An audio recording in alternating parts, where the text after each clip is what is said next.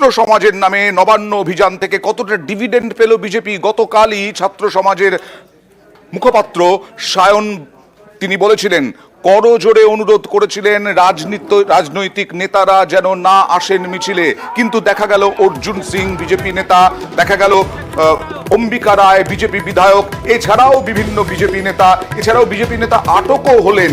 আর তারপর থেকেই প্রশ্ন উঠল যে বিজেপি ছাত্র সমাজের এই আন্দোলনকে কিভাবে কাজে লাগাতে পারলো।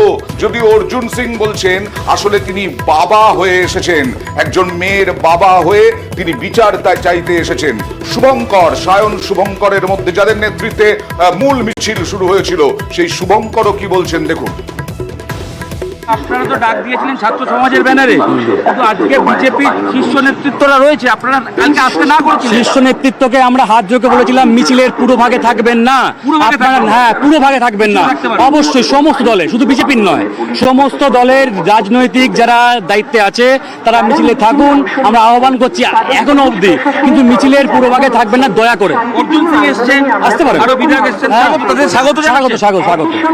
এই সরকার, এই স্বৈরাচারী সরকারকে উৎখাত করার জন্য সমস্ত রাজনৈতিক দলকে স্বাগত জানাই।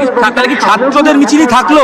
ছাত্র সমাজ কি ডাক দিয়েছে? আমরা ছাত্র সমাজ, মানে ছাত্র এবং পুরো সমাজ, সামগ্রিক সমাজ। ছাত্র সমাজ গতকাল বলেছিল কোন নেতারা যেন মিছিলে না আসেন। নেতা হিসাবে আসিনি, আমি এক বাবা হিসাবে এসেছি, আমি একটা মেয়ের দাদা হিসাবে এসেছি। আমার এলাকার মেয়ের সঙ্গে এই অপরাধ হয়েছে, তার জন্য আমি এসেছি। এখানে তো রাজনীতিক যদি কর্মী হিসাবে আসতাম, রাজনীতিক ফ্ল্যাগ নিয়ে আসতাম। যে কোনো লোক আন্দোলন করলে আমরা তার পাশে আছি, একটা তো মানুষ আছি, তো ওদের মতন তো নাক কান কাটিয়ে আমরা নেতাগিরি করি না। আমরা একটা মানুষ হিসাবে আমরা এই আন্দোলনকে সমর্থন করছি।